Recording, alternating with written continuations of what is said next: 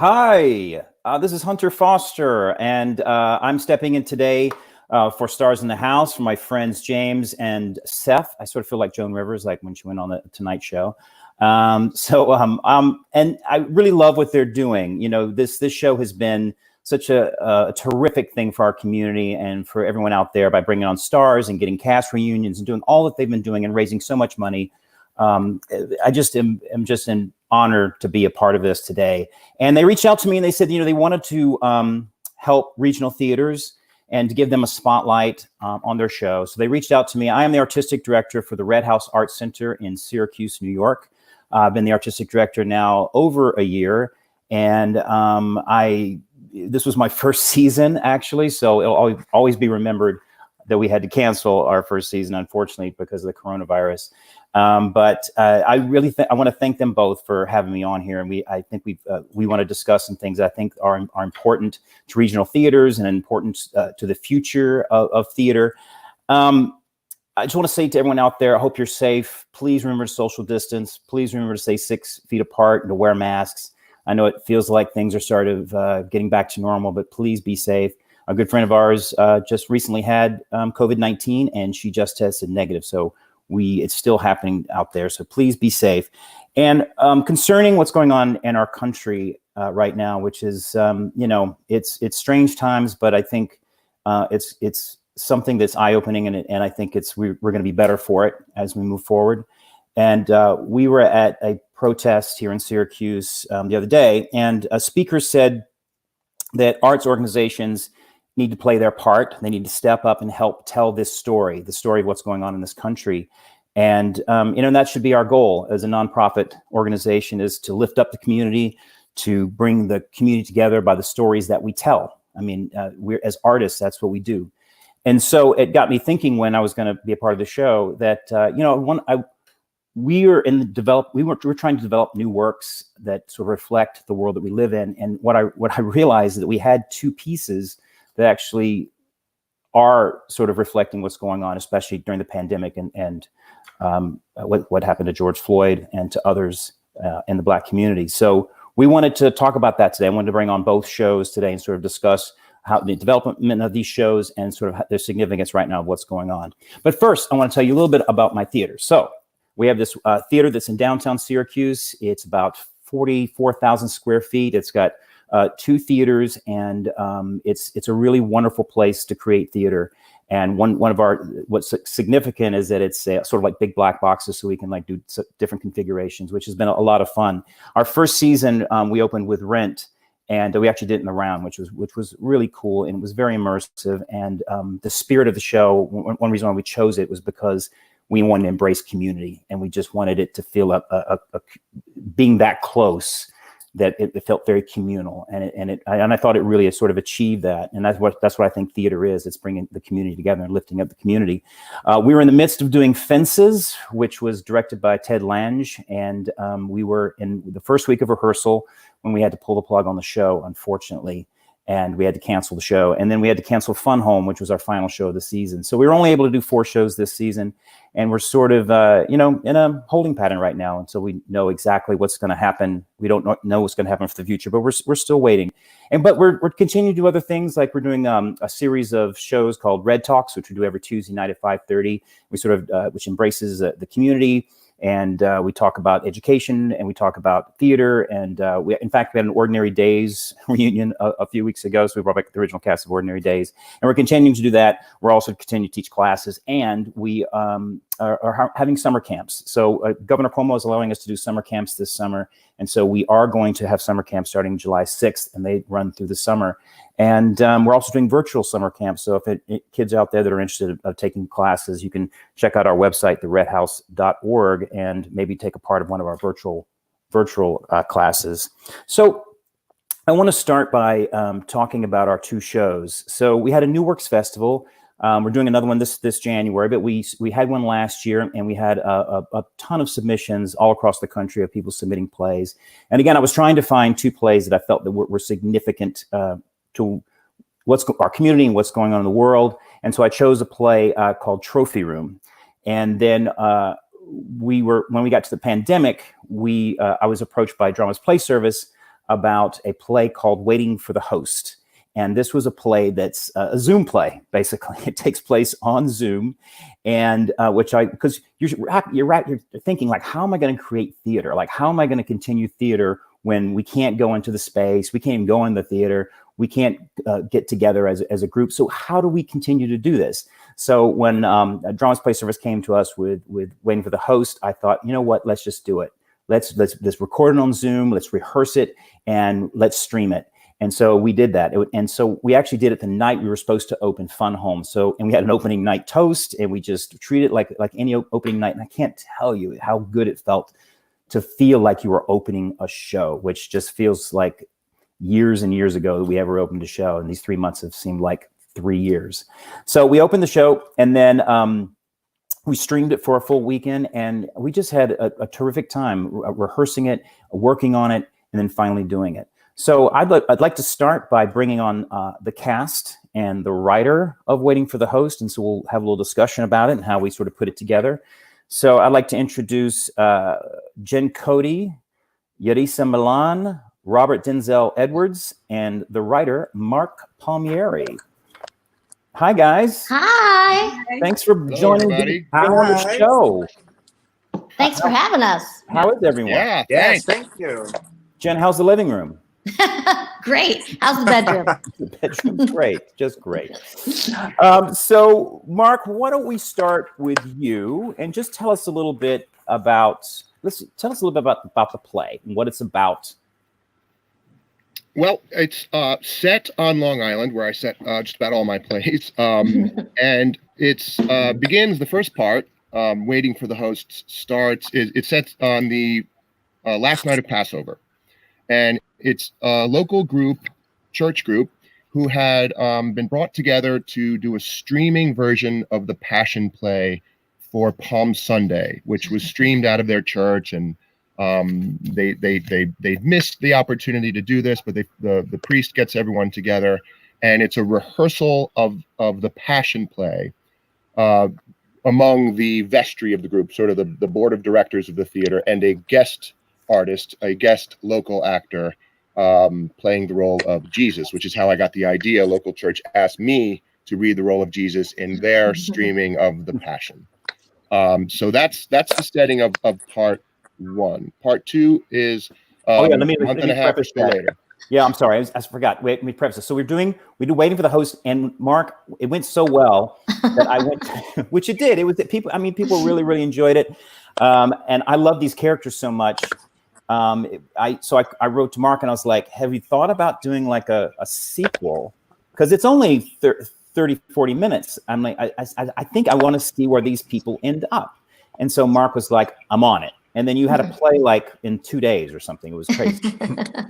Yeah, and the first one took me. Yeah, I'd written that in one evening, right after I got off that Zoom meeting to do that rehearsal or that recording of the Passion Play. After I just getting everyone on in their windows, getting their mics on, reading together. It felt like you just mentioned before. After opening it felt like like rehearsal. It felt like we were all together in the same room, which we kind of were, although it's not a real room. And we put this thing together, and I said, wow, I just kind of did a rehearsal, and that was wonderful. So and I said, if there was an audience watching that just now, they would have loved that. That was really funny. And we did a lot of talking, a lot of communicating, a lot of just meditating on what was happening in the world. So I said, it's got all the elements. So having absolutely nowhere else to go except upstairs, I sat down and wrote it as a play. And so I applied the same kind of obsessive immediacy to your call for a sequel and banged it out in a couple of days for a draft. Well, although we've been making changes together, of course, we get development. So, but yeah, I was really excited when you asked me to do that. Well, and so what our plan is, we're actually going to stream it again starting June 18th through the 21st. If you want to get tickets, it's the redhouse.org. Get tickets for Waiting for the Host, which will start the 18th. And then on June 25th, we're going to do Still Waiting, which is the part 2 of the show, which we just had our first read through on Sunday. And I have to say, it was so great to hear these characters' voices and, continuing on. It was was really thrilling. I was looking forward to it all day. I was like, I can't wait to get to the waiting rehearsal. Me too. Yeah. So Jen, Yeah. so what was it like to rehearse? And first of all, tell us who you play and who she is and what she she does. Effie, her name is Effie. She, we didn't know what was going on when we first got this play to read. So it was kind of what you do with any play. You just kind of make these big, bold choices and hope that you're going along the right path. And in reading Marc's words, I was like, oh, she kind of sounds Southern. I don't know. She has like a lot of y'alls. And so she's a Southern woman on Long Island. And she yeah, I wonder what's her story? Like, how'd you get there from? I feel like her kids just kind of brought her there to take care of her, maybe. I mean, she's a little older and she never had done Zoom ever. So I feel like she's like the everyman of the play right now, whereas she doesn't understand the camera. She gets knocked off a lot. When she's not on, she's swearing because she doesn't know she's on. And when we streamed it the first time, I had a lot of people who saw it and said, that person is in my Zoom meetings. Like there's always an Effie. So I feel like I represent all the people that are trying to figure out this new platform. Can you do a little bit of Effie right now? Oh, Lord. Well, I can, but can I swear? I don't know. Can we swear? I have no idea. I don't know, Seth. Yeah. Can we swear? Anyway, she's got a foul mouth. Yeah, she's got a foul mouth. Yeah. So Yarissa, you had the biggest change, I think, when we did this show. So tell us a little. I mean, so when we first got the play, your character was Grace, and Grace was an older woman written, and so we decided to go younger, and so we sort of had to make an adjustment for the character. So then, what was the transition like to go from this older woman into, and then? Because I know the first day you were like, I don't know what this is or how I fit into this. Yeah, when I got your email and you were like, so this is Grace and she's maybe 50, 60. I was like, wait, did you mean to send this to me?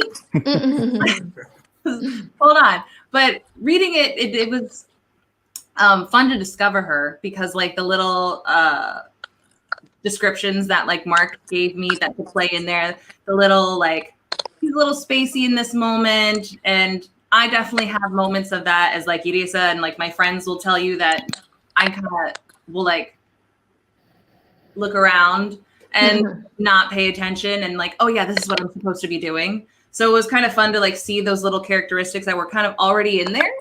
Yeah. So and you talk to your plant. And I do. I really do. Is that's Kaniki? Tell us about your plant. This is Kaniki. He's my favorite. I don't know if you can't tell because like the largest one. He's only like you can only see half of them. But if you want to, he likes to like come make his little appearance.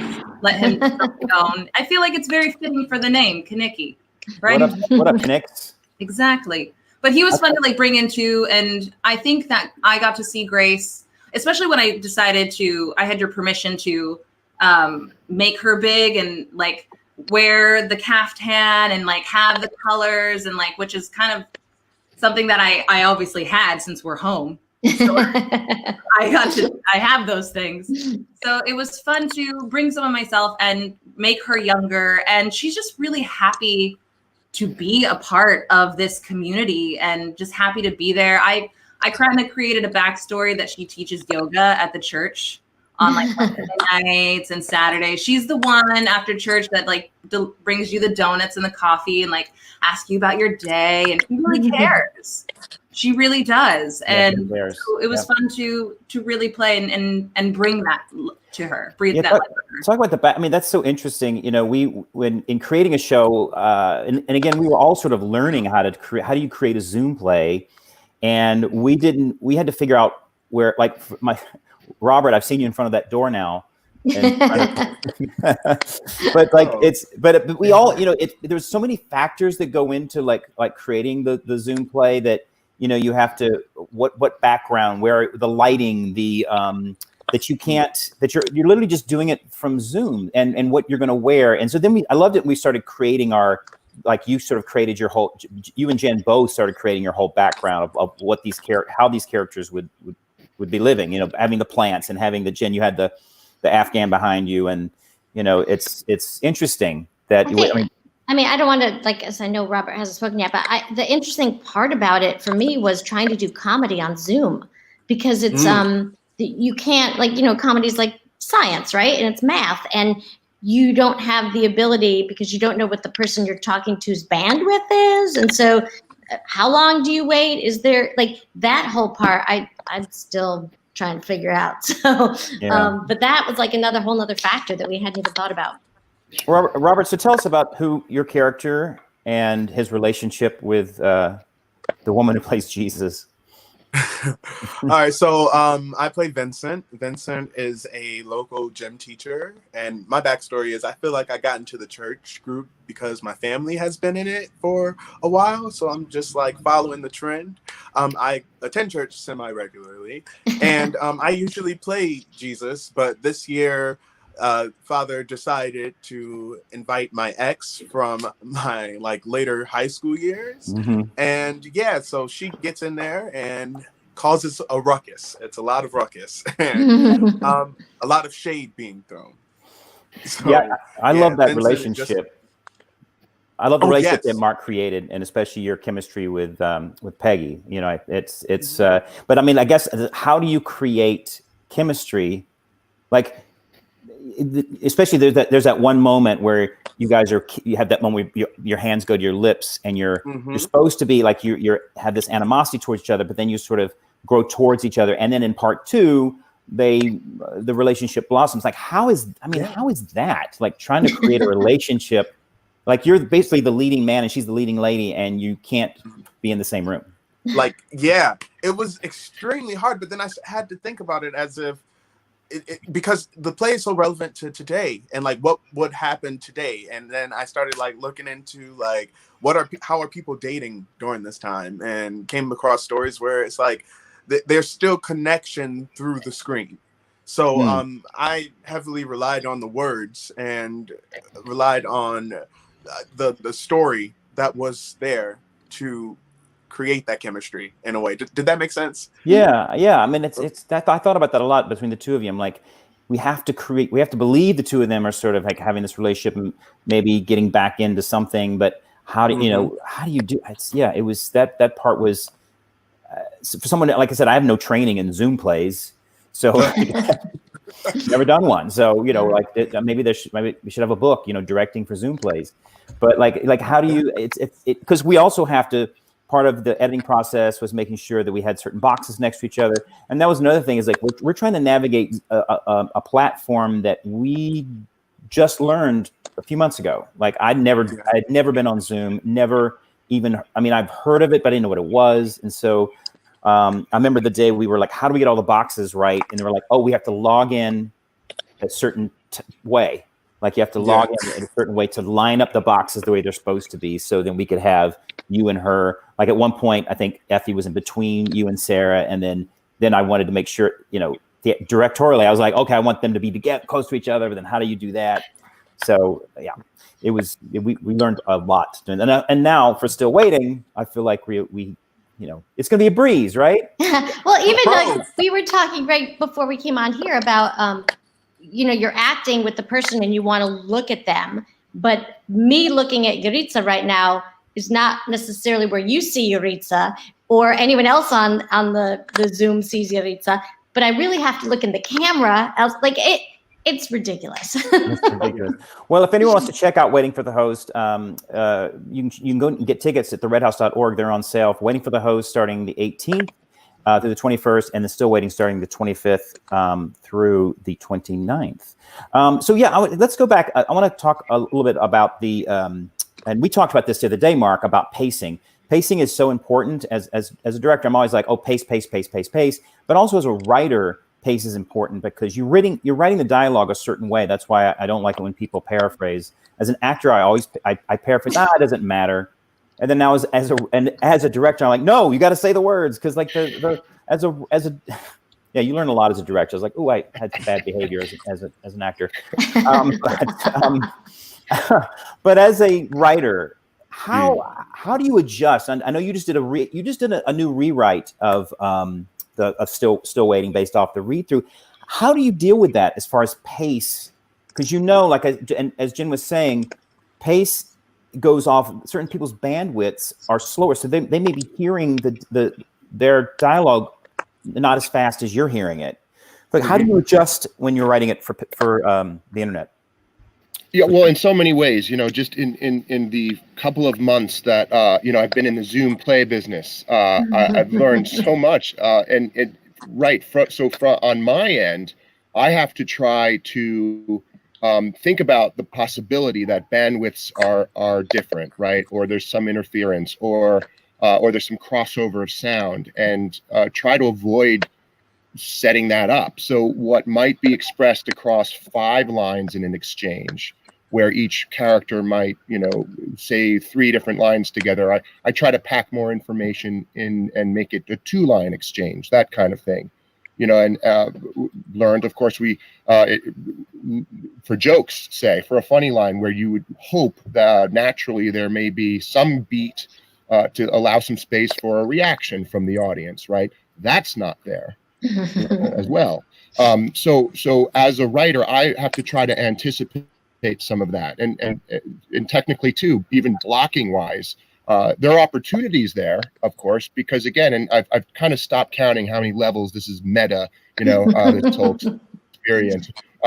But we also have opportunities to use that, to use the technical glitches, to use the fact that everyone's in a space, forgetting that they're, seen, or their cameras on, or they're muted, or all of these things. So it seems like the more I think about it, the more there are challenges that get in the way of what would have been just a natural interaction between audience and actor, and actor. The more opportunities there are to write them into the play, because they're so familiar to everyone now. Yeah. So there are challenges that I have to try to meet in advance, so that we can get the information out smoothly. But at the same time, we're discovering new ones every time we run through it. Yarissa, we talked about this as well, about, and this is even beyond the play, like how different the world was. It was so interesting when I read the play, that it was how different the world was in April compared to the way the world was in May, compared to the world is in June. Like how we've each month has literally felt like an entire year. And what was it like, sort of, I know for me, I had a certain reaction to listening and watching the play that was taking place in April, because I remember it was 2 million dead.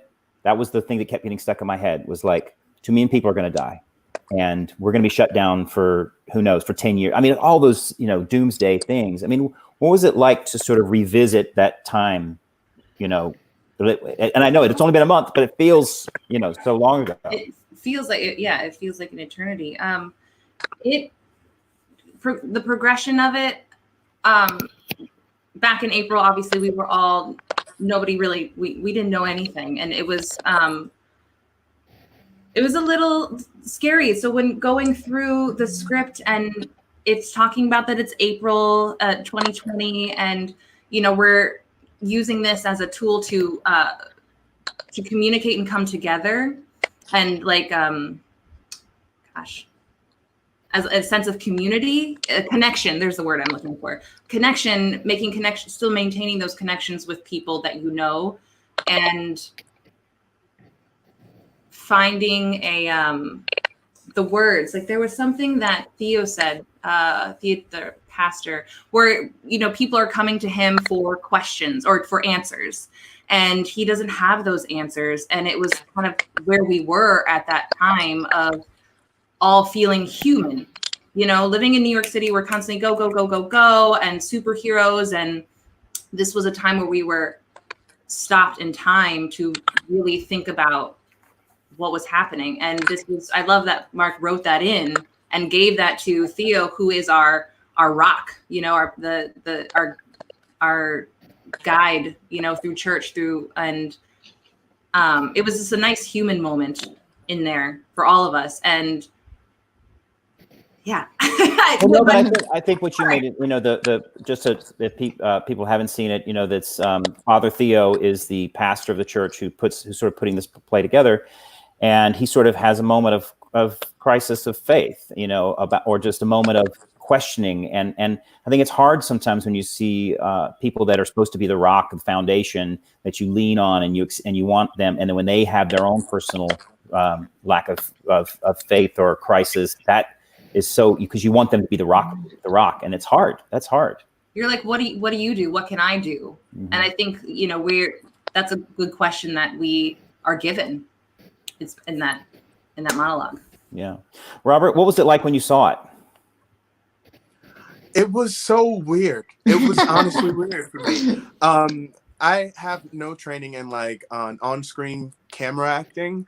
So seeing how big of a difference it is from the stage really, I wouldn't say pushed me back, but it was like, wow, this is different. This is new. This is exciting. But yeah, it was a learning experience, and not moving forward into still waiting. A lot of tips and tricks that I now know will be applied. Yeah, I mean, do you think there's a future for this kind of theater? I mean, at least until we get ourselves back up to speed. Yes, definitely. I see so many more people hopping on to it, hopping on to doing theater virtually, and I think it's definitely safer than going out and being next to each other and doing theater. So I think it's a healthy alternative. Yeah. Well, I want to thank you guys all for being a part of this. I'm going to bring the other show on, and it was like I said, it was for me personally, it was such a rewarding experience, because we were able to create even when we weren't able to create, we're not supposed to be able to create. We find a new way to do theater. And that's what I sort of love about the spirit of actors and artists and people in this business, is that we're not going to let a virus sort of tell us that we can't do what we love to do. And so it was really great that we were able to do it. And like I said, that's why I was like, I got to have a sequel. I got to get back in rehearsal. I got to get back to these actors.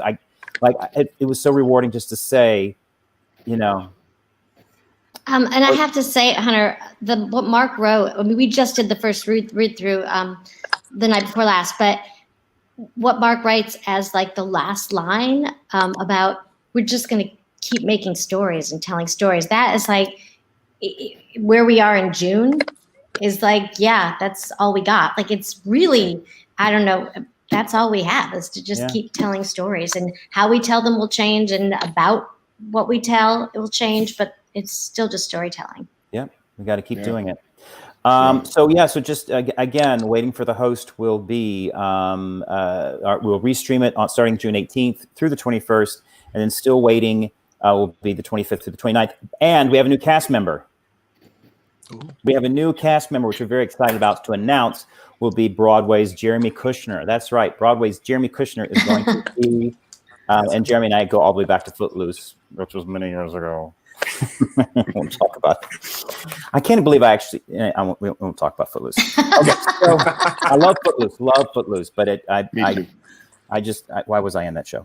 Okay, so thanks so much, guys. And I'm going to bring in Trophy Room right now, which was the show we developed back in January.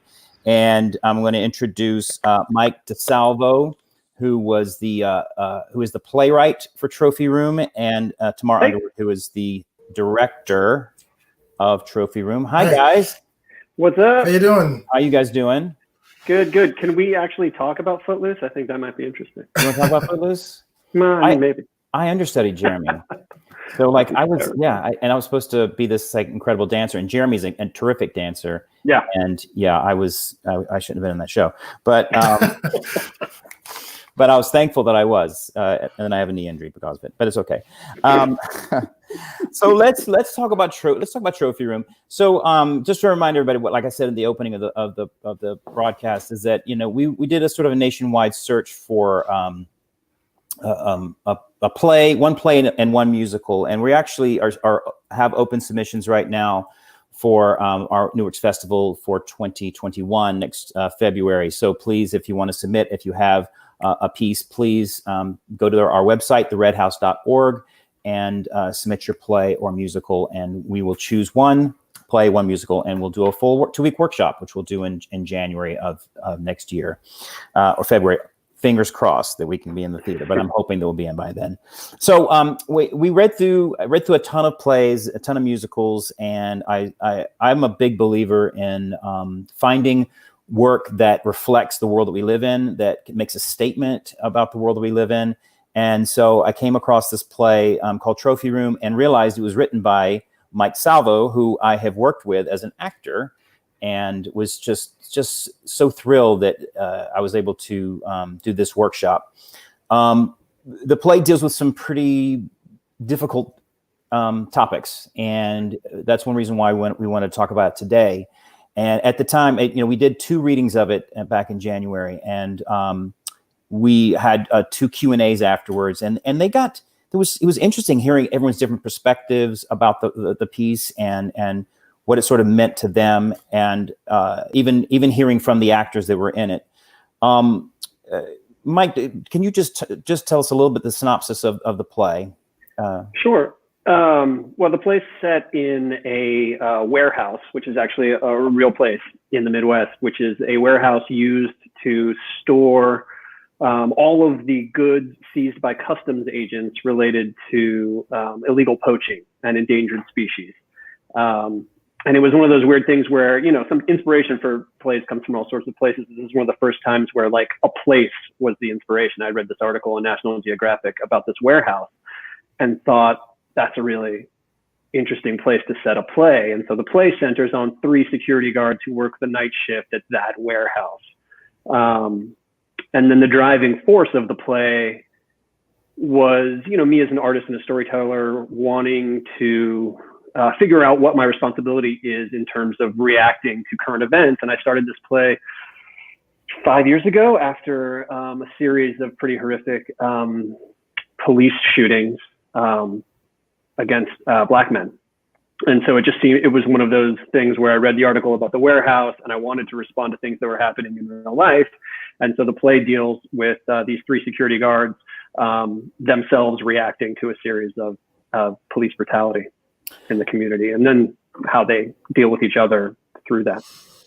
And Temar, what was it like when you first, obviously, and again, thinking about this piece now, then in January, and of course, it's become such a huge moment in our history, a watershed moment in our history. What was it like reading the play when you first got it? Well, it's interesting. I had to sort of read it in 2 different ways.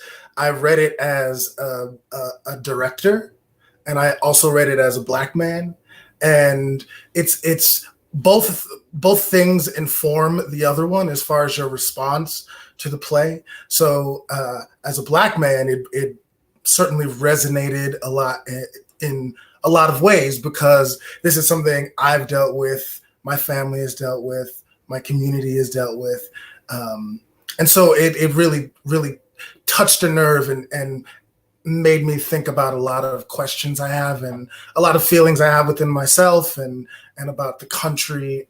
And then I also had to look at it as a director and, sort of say, I had to give notes.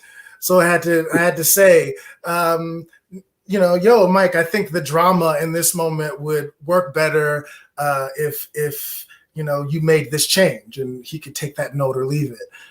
But at the same time, I had to talk about the play from my own personal perspective. And, we had some great conversations about that as well. So yeah, the reaction was twofold. There was a visceral reaction, and then there was a creative reaction. And what was it like in the rehearsal process? Sort of opening up and dealing with this topic. 2 African-American actors, one white actor, because I know that all the actors sort of brought their own personal experience, their own, what was that like in dealing with such a subject that is hard to talk about? Right. Well, the great thing about the reading is that we had, I think, 10 days, 2 weeks.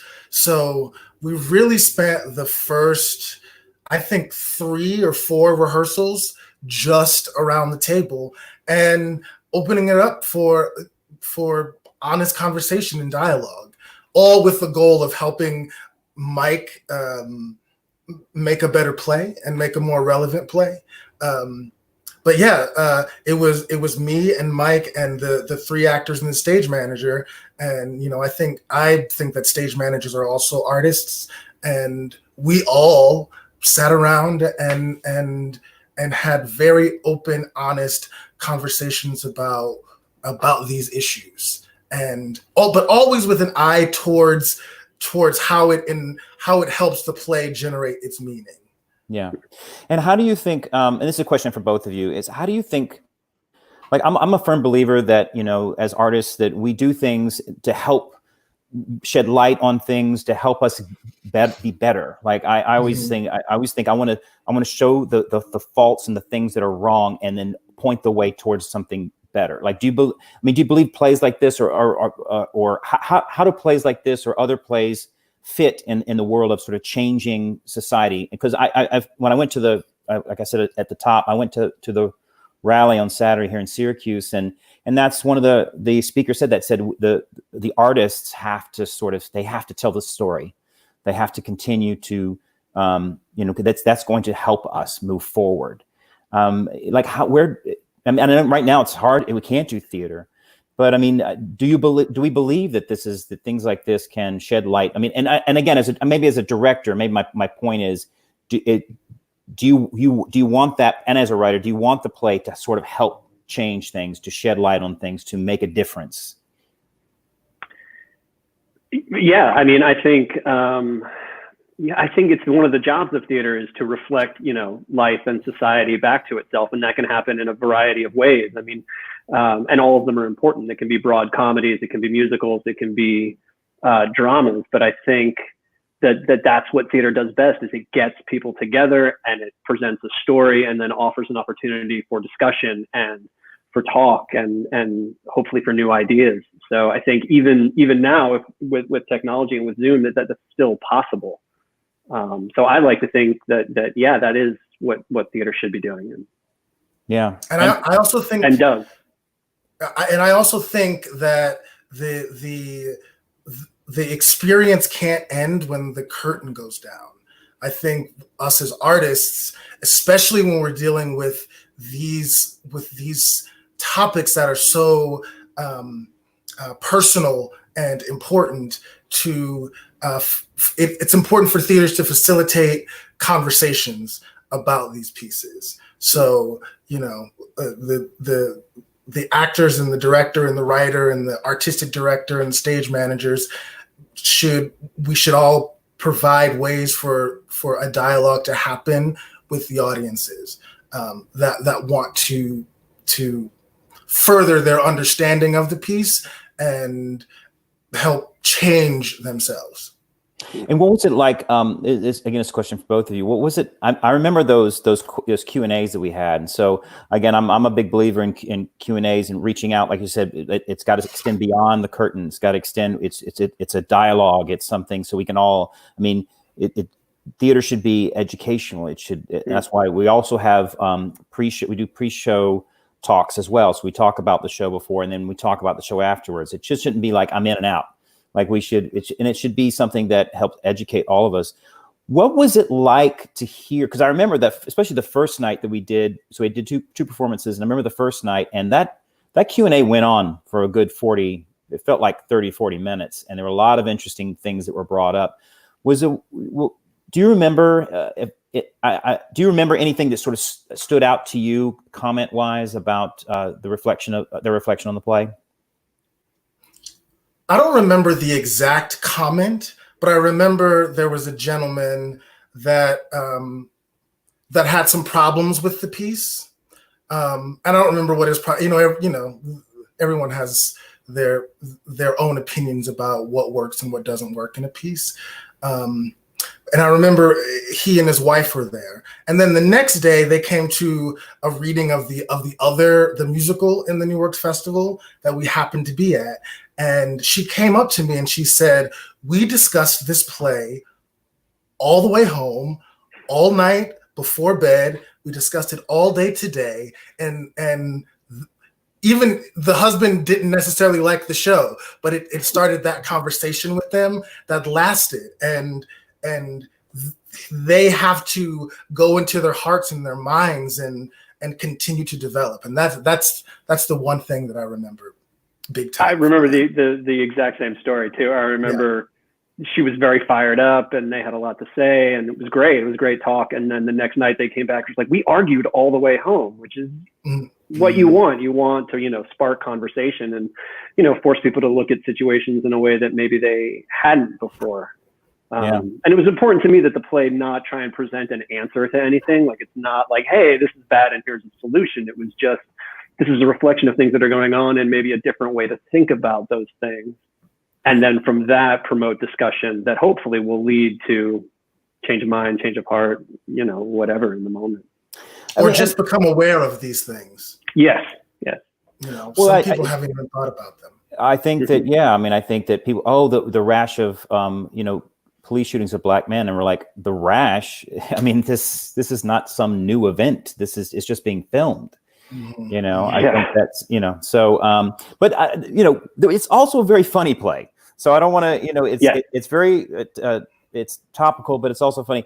And specifically towards one of the characters' love of Bill Withers, who recently passed away. Rest in peace. Rest in peace. Yeah. Rest in peace. And when he died, I was like, oh man, because that's one of my favorite parts is her love and the music. Like you explain it, Mike. Well, there's one character who just loves Bill Withers, and because she's in charge and she's the head of this particular group of guys, she gets to pick the music when they're on their shift, and she's got one tape that's Bill Withers' greatest hits, and that's what she plays every day, and so they listen to it over and over again. Yeah, it's funny, when he passed away, I got lots of text messages from the cast and stage manager and Temar, and it was just like, well, how do you feel now? Yeah, and I think that's, as a playwright, you have to deal with tough subjects, but you also have to infuse things with humor as well. I had a checklist of things that were important to me. I wanted to not try and present an answer. I wanted to make sure that the play was not anti-police in any way, and that I wanted it to be funny. I think there has to be humor woven into everything. Yeah, I think that's why I wanted to do the play, and I continue to want to do the play, and we want to develop it, and we want to do it. Is that it doesn't feel like it's, and I told this to you both, it doesn't feel like it's this anti anything. It just says here's the issue and how, and what I do love about the play is I feel like at the end there is just a moment. I don't want to give it away, but it's just a moment of hope. You know what I mean? Oh, we lost Temar. Temar, you went away. There he is. No. Yes, I'm here. I don't know what happened. Dipped out for a second. Yeah. Obviously, when the events of George Floyd and Breonna Taylor happened, and my immediate thought went to, I thought about this play, and is there anything? I mean, look, these events have been going on. There's no difference, and like I said, it's just things are just being filmed. But would you approach it anything differently moving forward with the play, knowing how these events have become, like I said, a watershed moment in our country? Right. I did when everything went down a couple of weeks ago. I went back to the play and looked at it, and one of the things that was frustrating and infuriating and sad is that I don't know that I would really. There's nothing that really needs to be changed. Yeah. We're not. Sadly, I think it feels like this is a watershed moment, and so things are starting to turn in a positive way. But I could have written this play last week instead of 5 years ago, and it would be the same. There's not, in terms of the progression, there's not a whole lot that I would change or adapt, I don't think. Yeah. And Temar, what's it like? Just your I know, and we can talk about directorial process, but what's your favorite thing about being a director and getting to do a new work like this? Well, I'm very much a heady director, which is, and the thing that I am working on is letting myself be led by emotion a little bit more. But and so that is what this piece really opened up for me, is because there's so much of a visceral response that I have to it. So that's something that was really key and interesting in this process. But I have to say, I never felt in this rehearsal process like I needed to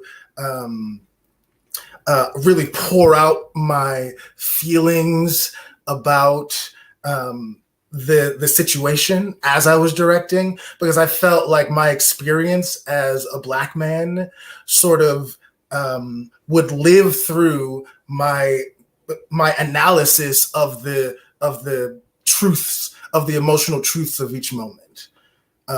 So that's what I found with this process, and that is sort of what I have grown to love about directing. And as I, I just turned 40 this week, so but we still continue to grow, and I think this process really helped me grow, as a director in using and being guided by my emotional response to the material, and not just sort of my stage left and kind of directorial thought process. And so I look forward to exploring that more as I continue on. And Mike, as a writer, what is it like to create something and sit in an audience and watch your show? It's terrifying. Most of my footprint professionally was as an actor, and I've started to kind of write more in the last couple of years. And so as opportunities come along, I've found myself in the audience more, and it's so much worse. It's terrible. This man was a wreck. Oh my God! Before those performances, when my brother and sister came and saw the reading in Syracuse, I had to watch with the stage manager up in the booth, because I was like, I just need to be behind everybody, and I don't want to see anybody's faces. And it's intense in a different way that I wasn't prepared for. Because as an actor, you do all the work, and then once you get out there, you're doing your thing. And as a writer and as a director, I imagine once the curtain comes up, you have no control. You're just going to sit there and watch it unfold. And it's horrifying. It's terrifying. Horrifying. It is truly terrifying. But what I will say is about the Red House process is certainly the best of the workshop processes that I've ever been involved with. I think the opportunity to have 2 weeks to present a reading is really rare and awesome. Well, I mean, that was part of the, when we decided to do this, because I feel like, getting a show from page to stage is it's a long process. And so that's why I wanted to devote the show today about new works and about what it takes to get there. A show like Waiting for the Host, we can stream it, we can put it out there. But a theater piece, like Marc can write it, and then we can put it on Zoom and edit, and then we can put it up. But a theater piece, I always say the editing has to be done before. Like you can edit whatever. Like there were things that didn't work in Waiting for the Host, and I was like, well, I'll just cut this part out and just move this around or whatever. But with a theater piece, it has to be edited, and that whole process takes time to get there. Because we even dealt, when we were doing it, the workshop, we cut the intermission, you made some changes to the end, and you're all going. You're taking that off the audience. You're listening to the audience. You're seeing when they're responding, when they're into it. I mean, what is that like as far as making edits, responding to the audience? How do you? And this is a question for both of you.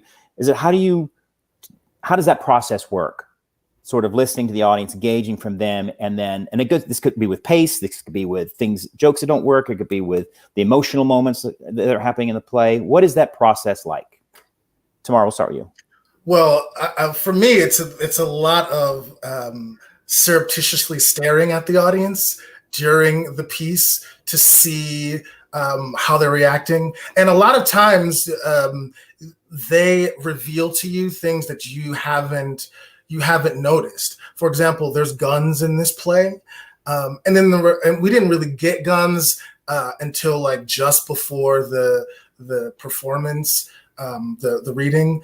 And so it never occurred. It didn't in the rehearsal room. It never occurred to me how much power they had.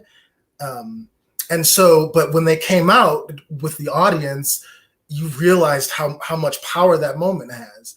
And then you can go back into the rehearsal room and sort of polish those moments and highlight the moment so that you as the performers are giving it the value that the audience sort of wants it to have. What about you, Mike?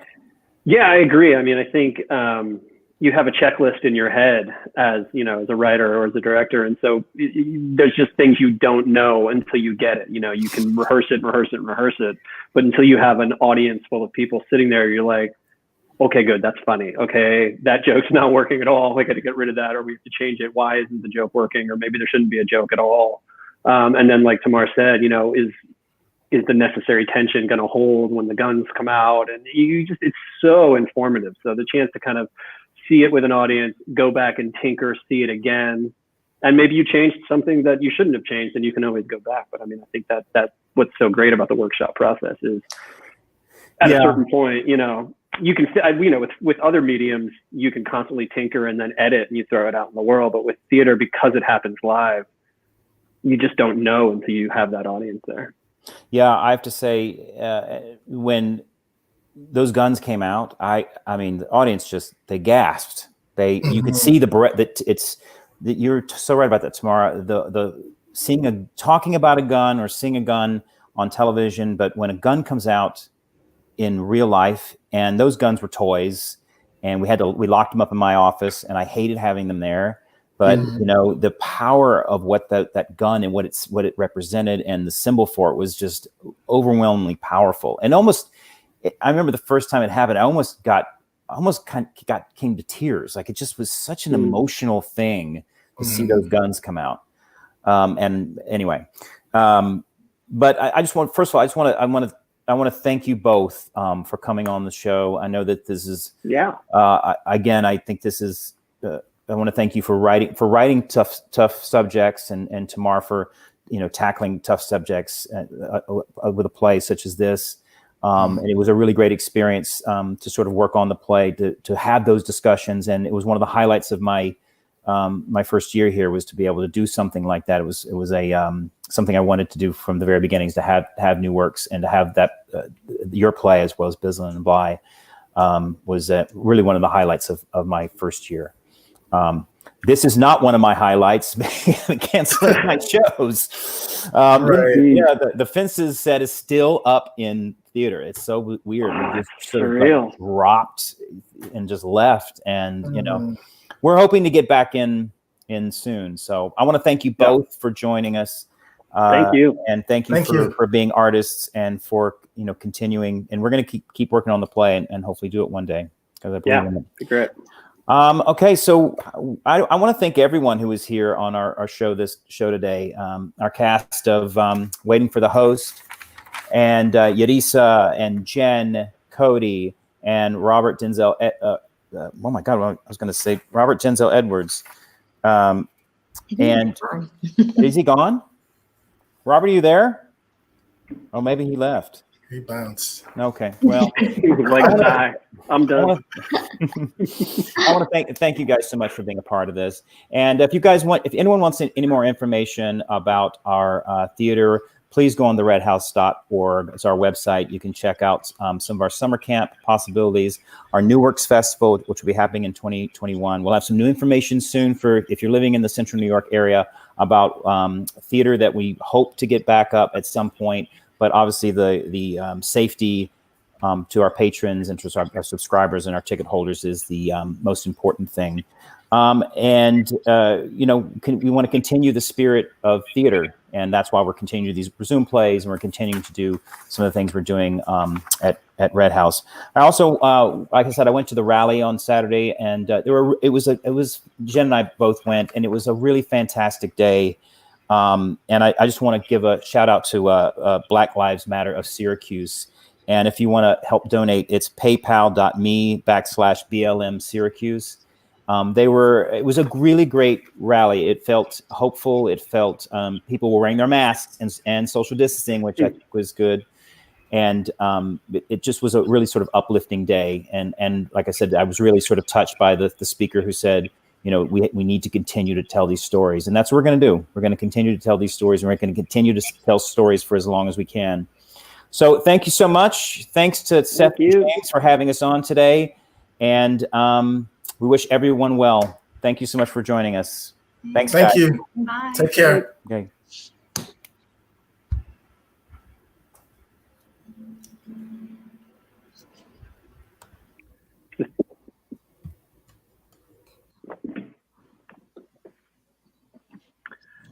Is it just us now? Should we, is there after party talking? Okay, this is the after party. What's up, Jen Cody? How you doing, Mike? You good? Yeah. I have to tell you. I don't think. I think we're still on the show, guys. Are you? Well, I would tell Great. you about your new play that you wrote. Your wife sent me a video of you playing guitar. Yes, I heard that happened behind my back. Oh, it was brilliant. It was so good. I don't know if brilliant is the word. Maybe the video is brilliant, but not so much my guitar playing. It was very telling. Well, write what you know. That's what she said. It was I great. like it. This is the conversation happening over top of the credits. I think it's really. I love it.